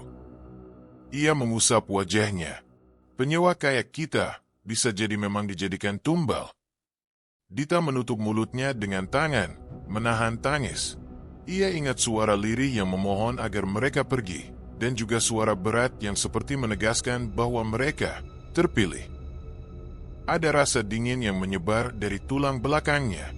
Aku kira pesugihan itu cuma cerita, katanya pelan. Kita datang ke rumah murah, ternyata kita kayak masuk jebakan. Rangga memandang istrinya dengan mata memerah. Kita harus keluar dari sini sebelum. Ia tidak melanjutkan kalimatnya, tetapi Dita tahu apa yang ia maksud. Namun seolah mendengar niat mereka, rumah itu tiba-tiba memunculkan suara samar, seperti seseorang menyeret sesuatu di lantai atas. Dita meremas lengan Rangga. Rangga, kalau kita kabur sekarang, Pak Ganda bakal lihat. Keduanya langsung teringat pada bagaimana pemilik rumah itu sering muncul tiba-tiba, seolah selalu mengawasi. Kalau dia memang melakukan pesugihan, lanjut Dita, kita keluar pun belum tentu aman.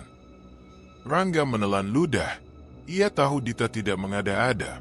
Pelaku pesugihan yang membutuhkan tumbal tidak akan membiarkan calon tumbalnya kabur begitu saja. Aku mikir gini, kata Rangga perlahan. Penyewa sebelumnya itu, arwah mereka, yang tadi ngomong sama kita, artinya mereka nggak pernah benar-benar pergi. Dita memejamkan mata, mengingat kembali suara lirih yang terdengar penuh ketakutan. Itu bukan suara yang ingin mencelakai mereka. Bukan. Itu suara seseorang yang tidak ingin mereka bernasib sama. Mereka terjebak, bisik Dita. Ritual di rumah ini mengikat mereka. Rangga mengangguk, menatap pintu rahasia yang kini tertutup rapat. Kalau benar yang jadi tumbal adalah penyewa, berarti setiap kali ada yang datang ke rumah ini, ada nama baru di daftar tumbal. Dita tiba-tiba menegam. Rangga, daftar itu pasti ada. Rangga memandangnya heran. Daftar? Setiap ritual itu pasti punya catatan. Pasti. Dita bangkit perlahan. Di rumah-rumah pesugihan yang pernah kita dengar, selalu ada daftar. Nama orang-orang yang dikorbankan. Aku nggak lihat apa-apa selain foto-foto itu, jawab Rangga, masih ketakutan membayangkan ruangan di bawah. Berarti ada tempat lain di rumah ini yang belum kita temukan. Tatapan Dita berubah lebih waspada. Kalau nama-nama korban sebelumnya dicatat, berarti nama kita bisa saja sudah ditulis. Perkataan itu membuat suasana kamar yang mereka tinggali terasa semakin menekan. Angin malam masuk lewat lubang ventilasi kecil, membuat tirai kusam bergerak pelan seperti tangan yang menggapai-gapai. Rangga berjalan ke ruang tengah, mencoba menenangkan diri. Dita mengikutinya. Mereka menyalakan lampu, memastikan setiap sudut terlihat. Tidak ada foto baru, tidak ada benda bergerak, tapi hawa rumah seperti semakin dekat, semakin menekan. Kalau rumah ini memang tempat pesugihan, kata Rangga, berarti Pak Ganda pakai tumbal dari penyewa sementara untuk dapat kekayaan cepat. Dita mendesah gemetar. Dan kita penyewa itu. Rangga memeluk Dita sebentar. Tapi kita belum terlambat. Suara itu bilang kita harus pergi. Dita berpikir sejenak. Kalau arwah penyewa sebelumnya sampai nyuruh kita pergi, artinya mereka tahu waktunya sudah dekat. Rangga mengangguk. Kalau kita bisa temukan bukti kuat, kita bisa lapor polisi.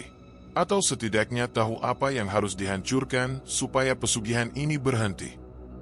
Namun sebelum mereka bisa melanjutkan pembicaraan, terdengar suara gedebuk berat dari lantai atas.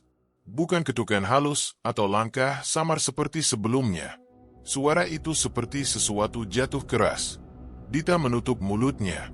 Loteng lagi. Rangga berusaha tetap tegar. Kalau suara itu makin aktif, artinya rumah ini nggak suka kita tahu banyak. Dita memeluk dadanya, mencoba bernapas tenang. Ram, Kalau makhluk atau ritual itu aktif lagi, berarti kita sudah masuk fase bahaya. Rangga menatap mata istrinya. Kita harus keluar dari rumah ini malam ini juga. Kalau Pak Ganda lihat kita pergi malam-malam, dia bisa nyusul. Justru itu, Rangga menjawab cepat. Kalau kita tunggu besok, bisa jadi kita nggak sempat. Dita terdiam beberapa saat. Tubuhnya bergetar, tetapi pikirannya mulai bergerak lebih jernih setelah memahami bahwa gangguan-gangguan ini bukan fenomena acak. Ada pola, ada tujuan. Rangga, katanya lirih, rumah ini bukan cuma menyimpan arwah. Rumah ini memberi makan sesuatu. Rangga menghela napas panjang, dan kita calon makanannya. Kesadaran itu menghantam mereka seperti gelombang dingin. Akhirnya Dita menggenggam tangan Rangga kuat-kuat. Baik, kita kabur. Tapi kita perlu tahu apa tanda final dari pesugihan ini. Apa yang membuat tumbal diambil? Rangga mengangguk meski wajahnya tegang. Tiba-tiba, dari balik pintu kamar mandi, angin dingin menerpa wajah mereka. Pintu itu terbuka perlahan, tanpa ada siapapun. Dari dalam, terdengar bisikan samar. Waktunya sudah dekat. Dita menutup telinga, tapi Rangga justru mendengarkan dengan tubuh kaku. Bisikan itu berubah, lebih jelas, lebih terputus-putus, seolah arwah itu memaksa diri untuk berbicara. Kalian, selanjutnya. Dita menatap Rangga dengan mata membesar. Dan pada detik itu, keduanya tidak lagi meragukan. Pesugihan itu nyata. Rumah itu adalah sarangnya. Dan nama mereka sudah masuk proses pengambilan. Mereka harus pergi. Sekarang, atau tidak pernah lagi punya kesempatan. Rangga merangkul Dita sambil menarik koper kecil yang mereka isi seadanya. Nafas Dita tersengal dan matanya berkaca-kaca. Tetapi tekadnya lebih kuat daripada ketakutannya.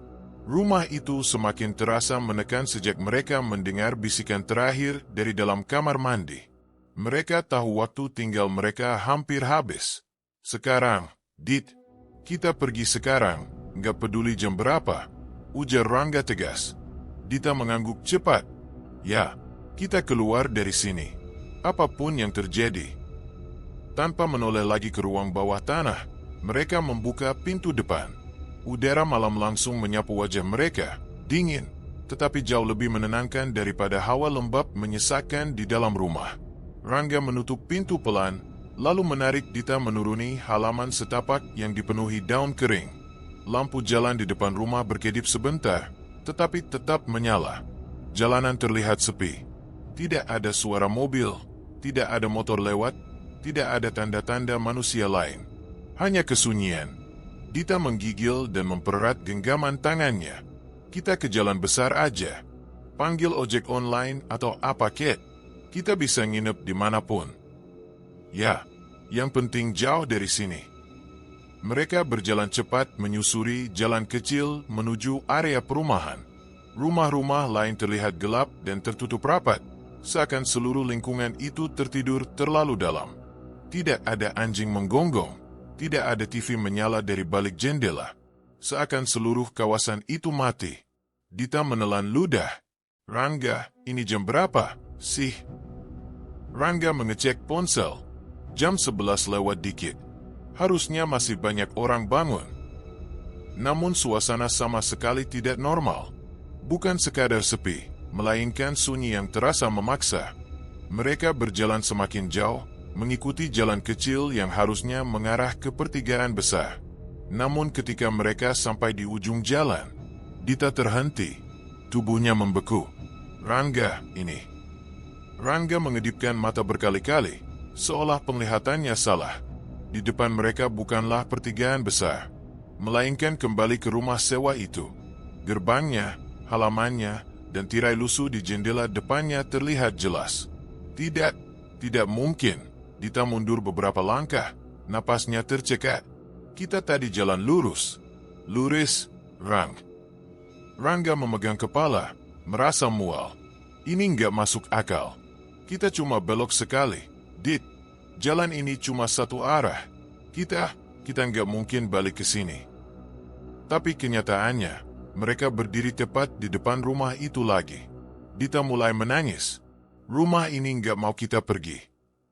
Tenang, Dit, kita coba rute lain. Rangga menariknya lagi, melewati rumah itu, mengambil jalan lain di sisi kiri. Jalan itu lebih panjang dan sedikit menurun. Mereka terus berjalan hampir 5 menit, dan ketika Dita mulai merasa lega, bangunan yang muncul di ujung jalan membuatnya tersentak mundur. Astaga, itu, rumah yang sama, gerbang yang sama, jendela yang sama, seolah mereka tidak pernah meninggalkan halaman rumah tersebut. Kita muter lagi.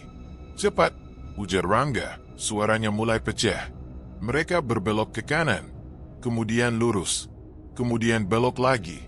Mereka terus berjalan tanpa berhenti, tidak peduli arah, hanya ingin keluar dari lingkaran yang aneh itu. Namun tidak peduli seberapa jauh mereka melangkah, rumah itu tetap menunggu di ujung jalan. Dita mulai terisat. Kita dijebak, rumah ini mainin arah. Rangga merasakan dingin menjalar di punggungnya.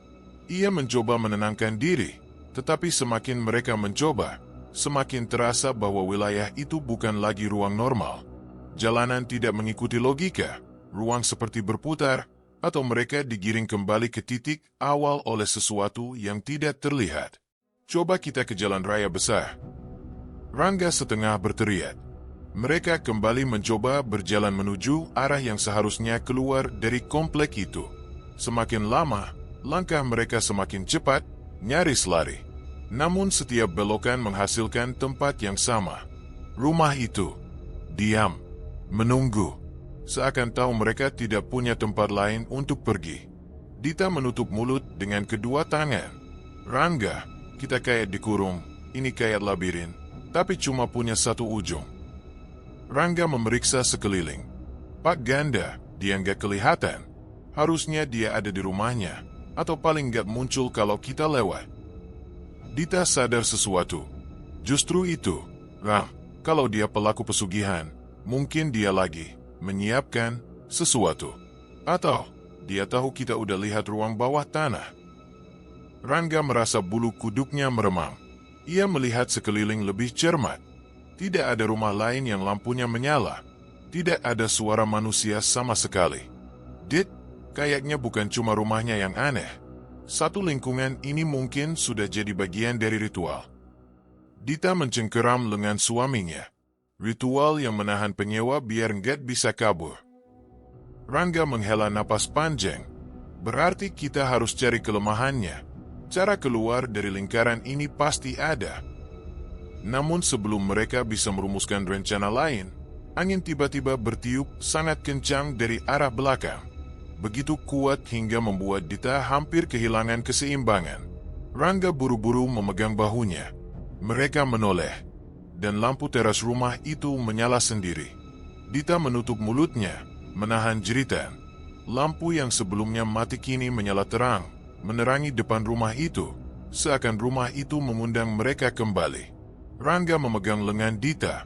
Kita jangan mendekat. Apapun yang terjadi, jangan kita masuk. Namun saat mereka berbalik, jalan di belakang mereka terlihat gelap. Gelap pekat, seolah seluruh area di belakang mereka tiba-tiba diselimuti kabut hitam. Tidak ada lampu jalan, tidak ada bentuk rumah, hanya kegelapan seperti lubang besar. Jika mereka berjalan ke sana, mereka tidak tahu akan jatuh kemana. Rumah sewa itu kini menjadi satu-satunya tempat yang terlihat nyata. Dita terisat. Kita nggak punya pilihan.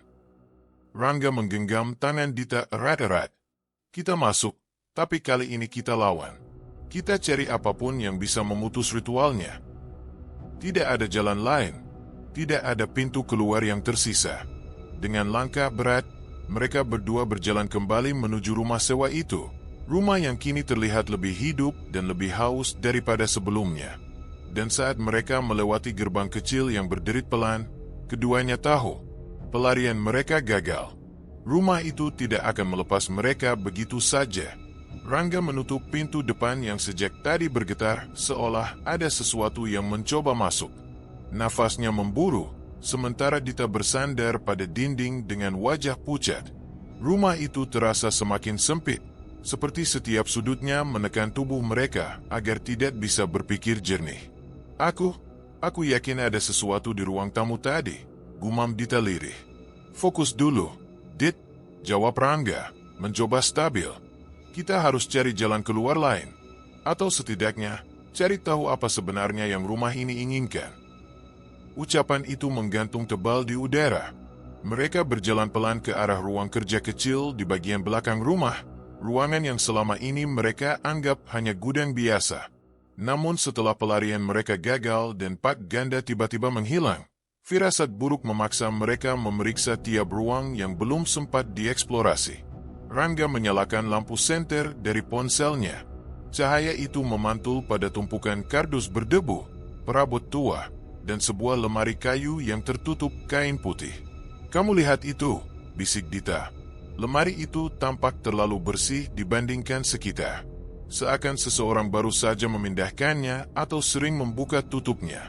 Rangga menelan ludah. "Kita cek." Ia menarik kain putihnya. Debu bertebaran. Lemari kayu tua itu tampak kokoh, dengan ukiran garis-garis menyerupai simbol yang tidak mereka pahami. Kuncinya tidak terkunci, hanya disangkutkan seadanya. Dita memegang tangan Rangga, menggenggamnya erat untuk menahan gemetar. "Apapun yang ada di dalam, jangan sampai bikin kita panik." Rangga mengangguk dan membuka lemari itu perlahan. Di dalamnya hanya ada satu buku besar. Kulitnya tebal berwarna coklat gelap, seperti dibuat dari bahan yang tidak lazim. Tanpa judul, tanpa tanda apapun. "Ini buku catatan," Rangga berbisik. Dita menggeleng. "Aku tidak suka firasatnya." Namun mereka berdua tahu, setelah semua yang terjadi, informasi apapun bisa menyelamatkan mereka. Rangga membuka halaman pertama. Tulisannya rapi. Nama-nama orang. Puluhan, bahkan mungkin ratusan. Setiap nama ditulis berjejer dengan tanggal masuk rumah itu. Ada yang tinggal 2 minggu, ada yang hanya 5 hari. Namun satu hal membuat dada mereka sesat. Semua nama disilang dengan tinta merah tebal. "Rangga, ini daftar penyewa." Suara Dita bergetar. Rangga membalik halaman berikutnya. Lebih banyak nama. Semuanya disilang. Beberapa catatan kecil tertulis di samping nama tertentu. Tidak cukup kuat. Perlawanan keras. Ritual gagal. Dita menutup mulutnya sambil menangis pelan. Mereka semua hilang, sama seperti yang Bu Mira bilang. "Lebih dari sekadar hilang," Rangga menyahut, suaranya berat. "Ini seperti daftar tumbal." Ia terus membalik halaman berikutnya, berharap menemukan satu halaman yang tidak mengerikan. Namun semuanya sama, nama, tanggal masuk, dan coretan merah yang tampak dibuat dengan emosi kuat, bukan sekadar tanda silang biasa. Saat sampai ke halaman tengah, angin dingin seperti keluar dari lemari. Lampu ponsel Rangga berkedip. "Rangga, cepat tutup saja." Dita menahan lengannya. "Belum. Aku harus tahu seberapa jauh ini berjalan." Dengan tangan gemetar, ia membuka halaman terakhir. Dita menjerit lirih. Rangga membeku. Halaman terakhir kosong, kecuali 2 nama yang baru ditulis, dengan tinta yang warnanya masih basah. Rangga Adi Prasetyo. Dita Maharani. Tidak ada tanggal. Tidak ada catatan tambahan. Tidak ada garis silang. Belum. Seakan buku itu sedang menunggu sesuatu. Dita mundur 3 langkah. Napasnya terputus-putus. Itu berarti kita sudah dipilih. Sudah dicatat.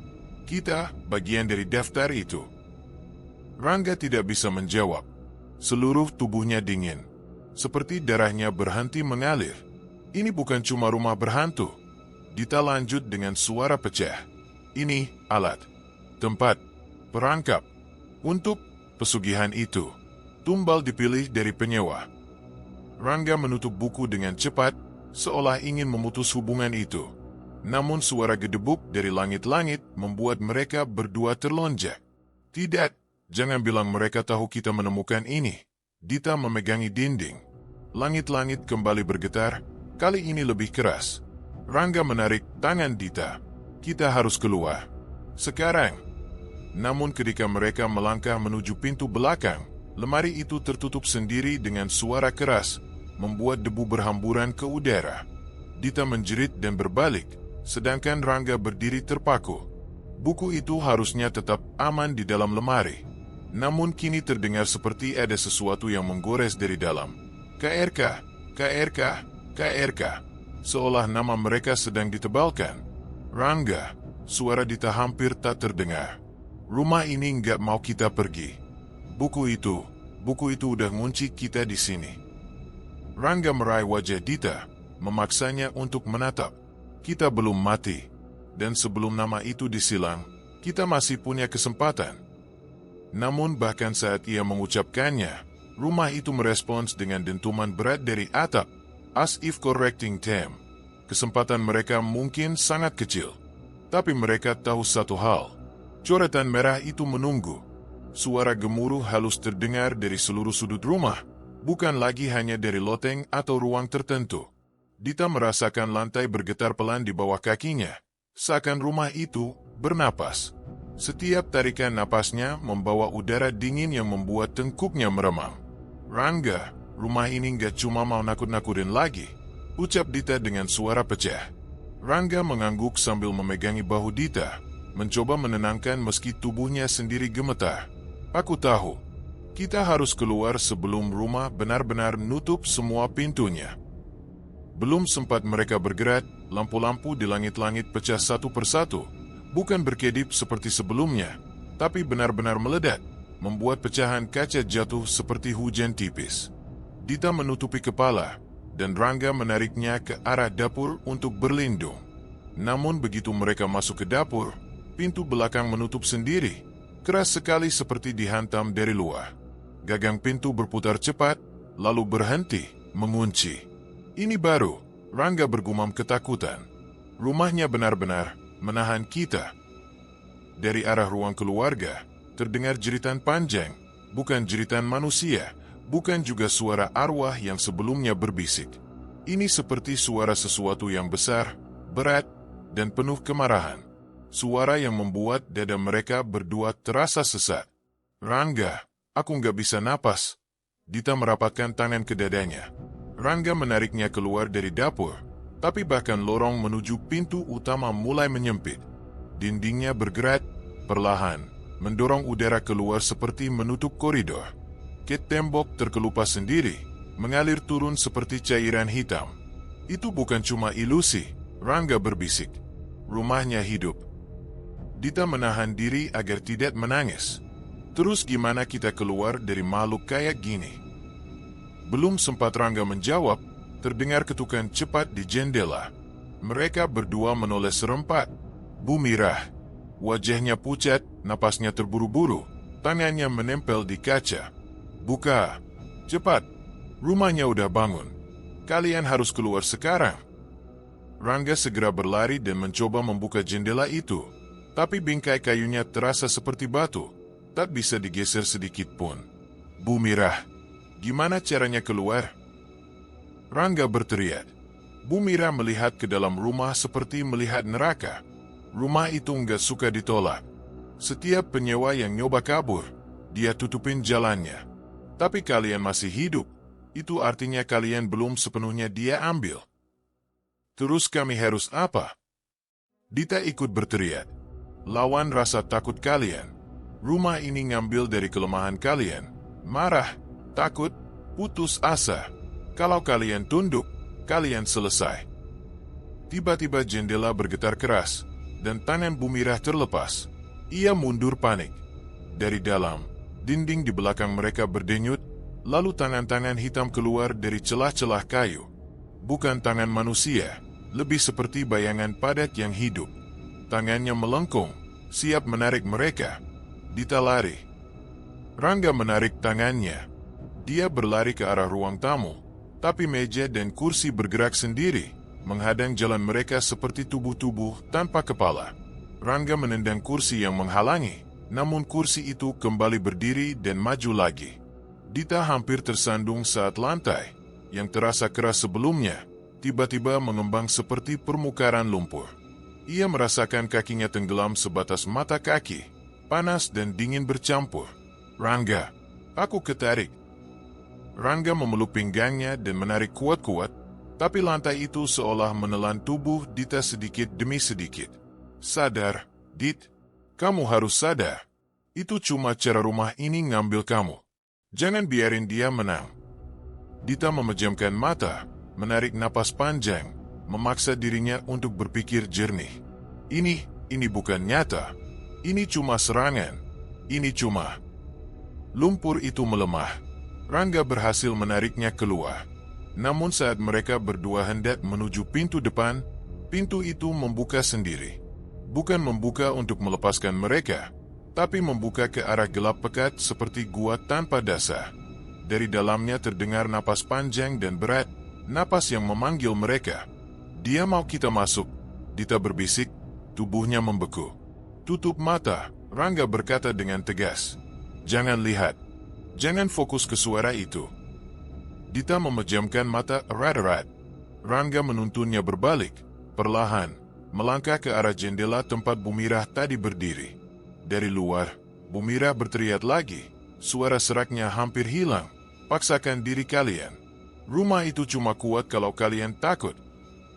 Rangga menumpukan seluruh tenaganya pada bingkai jendela, mendorong, memukul, menendang. Dita ikut membantu, meski tubuhnya gemetar. Retakan muncul. "Masih sedikit. Maju terus." Bumirah berteriak. Retakan makin besar. Sampai akhirnya, cerat, jendela pecah.